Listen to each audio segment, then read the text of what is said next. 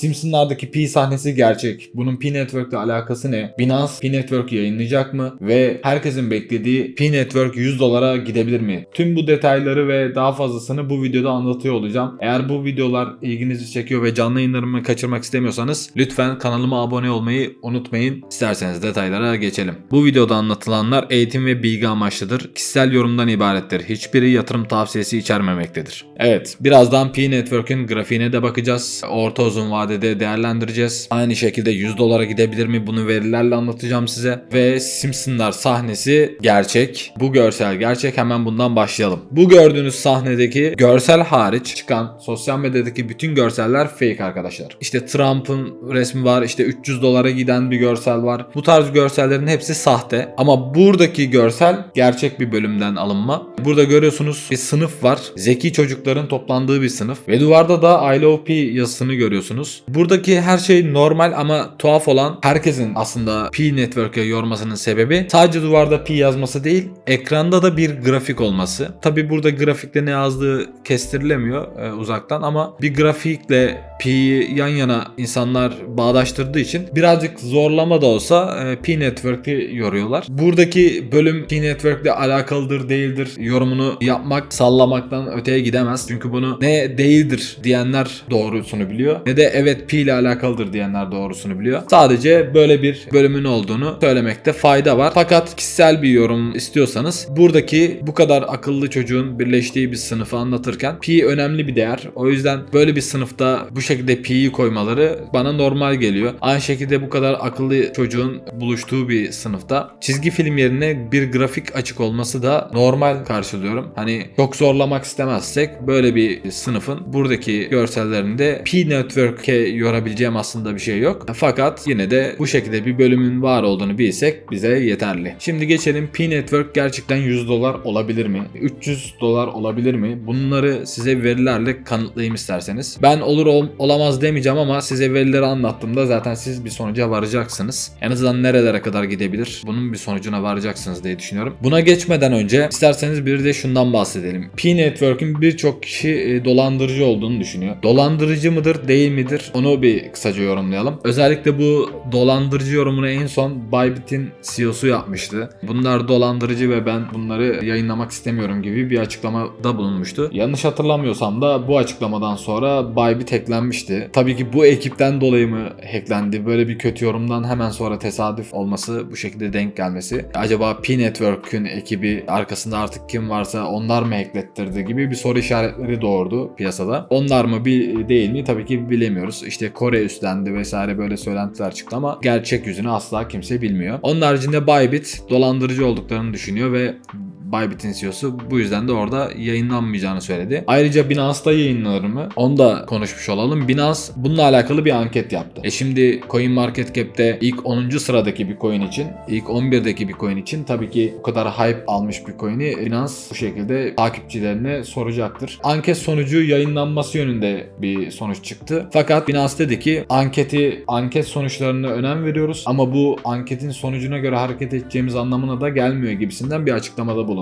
Yani Binance yayınlanır mı yayınlanmaz mı şu an net şekilde yorumlayamıyoruz. Ama en azından bunun üzerine anket yapması iyi bir şey diyebilirim. Çünkü sonuçta her önüne gelen bir coin için anket yapmıyor. Genel olarak Pi'nin peki dolandırıcı mıdır değil midir diye bir yorumlayacak olursak. Pi'yi ben ilk önce 2019'da duydum. 2019'da duyduğumda açıkçası o zamanlar evet bir dolandırıcı gibi gözüküyordu uzaktan. Fakat insanlara kazım yaptırırken de onlardan da bir şey istemiyordu. Yani herhangi bir para yatırmıyordun. Sonradan değiştim bilmiyorum ama o zamanlar en azından herhangi bir para yatırmıyordun. Herhangi bir üyelik yoktu. Bedavaya kazıyordun ama bir karşılığı da yoktu. Yani ne senden giden bir şey vardı zaman hariç ne de bir ödül vardı. Ve o yıldan bu yıla kadar yaklaşık 6 yıl geçti ve 6 yıl boyunca dolandırıcı olarak anılmaya devam etti. 6 yıl müşterilerinden yani kullanıcılarından hiçbir karşılık beklemeden bu siteyi ayakta tutup böyle bir plan yapıp 6 yıl sonunda borsalarda listelenmeye kalkıyorlar. Yani bir dolandırıcı olsa bence bu 6 yıl içerisinde seviyesinde insanlara yapacağını yapardı gibi geliyor bana. Yani en azından ne bileyim o kazım yapanlardan bir şekilde üyeliktir,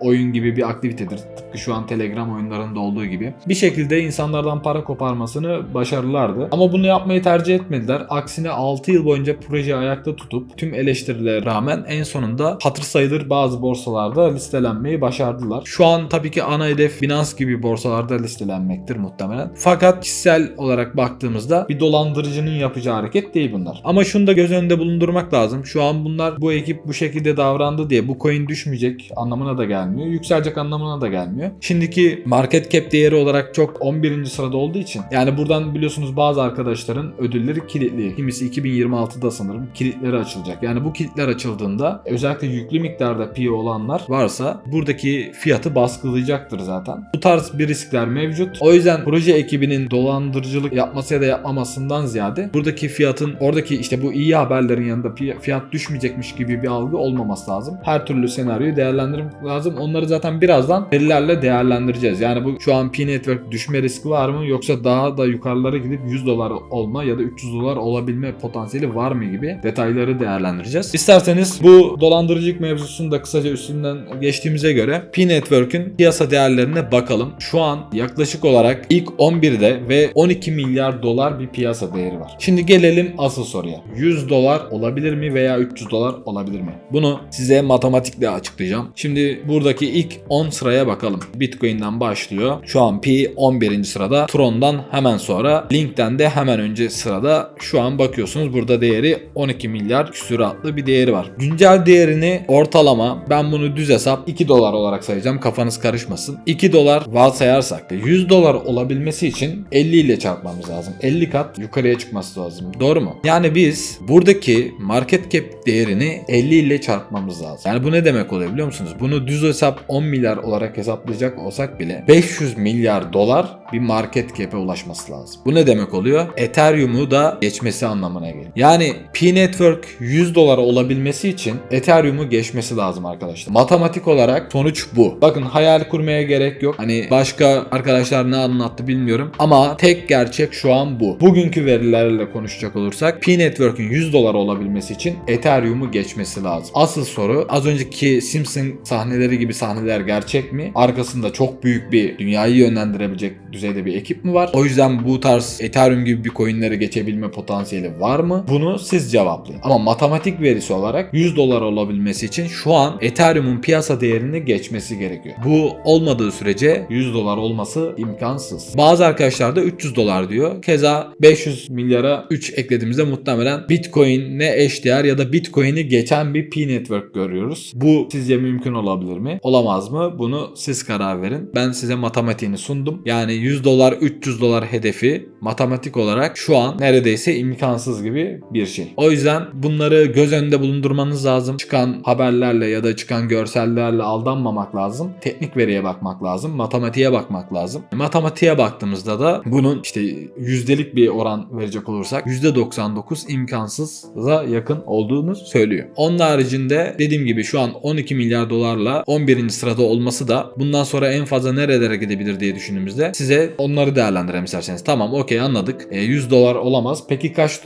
dolar olabilir? Bugünkü piyasa verisiyle şimdi önümüzdeki aylarda mesela diyelim ki yükseliş sezonu yaşandı. O zaman piyasaya giren para da farklı olacağı için burada az önce size belirttiğim miktarlar farklılaşacaktır. Bugünkü verilerle konuştuğumda olay bu. Ama mesela biz ara yükselişte yanlış hatırlamıyorsam Ethereum'un değeri 500 milyar dolar gibi bir değerdeydi yanlış hatırlamıyorsam. O yüzden keza buradaki değerler de artacaktır. İşte Solana'nın değeri de işte 100 milyara 90 milyara çıkacaktır örnek veriyorum. Böyle durumda da P-Network'ün değeri ortalama olarak şu anki değerinden bile 3x yapsa Dogecoin'e geçip ilk 7. sıraya 8. sıraya yerleşiyor. Bu bugünkü verilerle böyle. Fakat bir boğa sezonu yaşarsak yükselişler gelirken piyasaya girecek para da fazla olduğu için hani buradaki 3-4 level öne sıçraması yani bu 3 ila 5x yapması olası hedefleri olabilir. Yani bu çok zor bir şey olmaz. Eğer bu hype devam ederse, P'ye bu ilgi devam ederse 3-5x P-Network için normaldir. Fakat gidip de $100 hedefi verirsek az önce size matematiğini verdim. Bunun olup olamayacağını siz kendi aranızda karar verirsiniz. Onun haricinde dediğim gibi arka planda da P'nin dolandırıcılık mevzuları döndüğü için maalesef fiyatı baskılama olasılığı biraz daha daha artıyor. Çünkü bu şu an Pi ile ilgilenenler eski Pi kazıcıları ve bu hype'la, bu haberle alan yeni Pi kullanıcıları ve işte bu $100 haberleri, $300 haberleri gibi. Onun haricinde tehlikeli olan şeylerden birisi de piyasaya şu an maksimum sürülen miktarı yaklaşık sadece %7'si. Yani maksimum supply 100 milyar tane Pi network ama piyasaya sürülen 7 milyar tane Pi network. Şimdi böyle olunca bu piyasaya sürülmeyen Pi networkler piyasaya sürüldükçe buradaki fiyatı baskılayacaktır. Ve muhtemelen bu fiyatta bu yüzden bir geri çekilme göreceğiz. Yani benim kişisel görüşüm bu yukarıya gitmekten ziyade bu fiyatta bir geri çekilmeler matematik olarak normal. Ama bu geri çekilmeler ne zaman olacağını öngöremiyoruz. Çünkü bu piyasaya sürme tarihleri var mı yok mu bunları takip etmek gerekiyor. Videoyu çok uzatmak istemiyorum bununla. Bu piyasaya sürülme zamanları ne zaman, bu kilit açılımları ne zaman bunlara bakmak gerekiyor. Bu tarz dediğim gibi yeni piyasaya sürülme durumları buradaki fiyatı baskılayacaktır. Bu şekilde size matematiksel olarak grafiğini anlatmış oldum. Şimdi isterseniz teknik yapısına da bakalım bir. Evet, teknik yapısı olarak 4 saatlikte ve günlükte değerlendireceğim. Henüz yeni bir coin olduğu için zaten oluşan fazla bir grafiği yok. 4 saatlik grafikte tutunması gereken çok güçlü bir bulut yapısının üzerinde duruyor. Ortalama olarak destek seviyemiz bugün itibariyle, bugün 8 Mart bu arada 2025. 8 Mart 2025 Dünya Kadınlar Günü'nde olsun diyelim. Burada 1.77'nin altında derken evet, saat 7 bu arada. 7 kapanışı geldi. Alarmlarım çaldı. 1.77'nin altında mum kapanışı yapmaması lazım. 1.77'nin üzerinde tutunduğu sürece Pi Network için bir tepki yükselişleri devam edebilir. Artık yeter alarmlar. Hala daha çalıyor.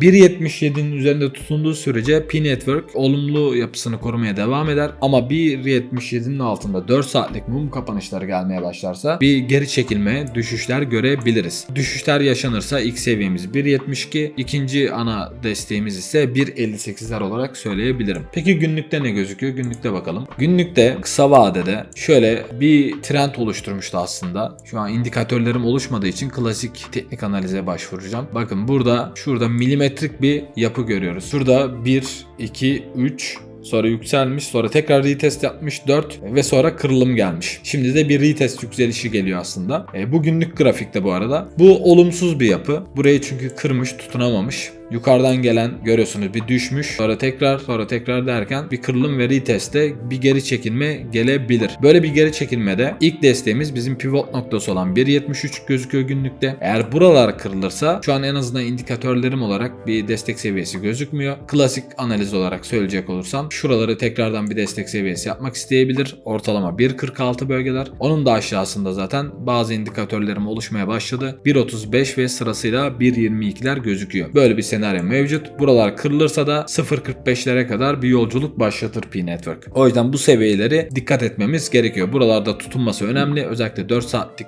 grafiğini değerlendirdik. Şu an tutunması gereken son seviyelerde. Yükseliş gelirse de buradaki kanal trend yapısına tekrardan değmek isterse de ortalama 1.85'lere, biraz daha kademeli olarak giderse de ortalama 1.92 dolarlara kadar tekrar bir yükseliş görebiliriz. Böyle bir oluşumda da zaten biz canlı yayınlarımızda veya Twitter üzerinden bu grafikleri paylaşıyor olurum. Oradan takip ederiz. Ben kısa vadeli bir grafiklerinde değinmek istedim. Evet arkadaşlar, Pi Network hakkında bence çok detaylı değindiğimi düşünüyorum. Özellikle CoinMarketCap verilerinden sonra neyin olabileceğini az buçuk anlamışsınızdır diye düşünüyorum. En azından bu verileri kullanarak bir sonuca varabileceğinizi düşünüyorum. Bu ve benzeri videolar ilginizi çekiyorsa ve canlı yayınlarımı kaçırmak istemiyorsanız kanala abone olduğunuzdan emin olun. Anlık olarak takip etmek isterseniz de bildirimleri açmanız sizin yararınıza olur. Başka bir videoda görüşene dek kendinize iyi bakın. Hoşça kalın.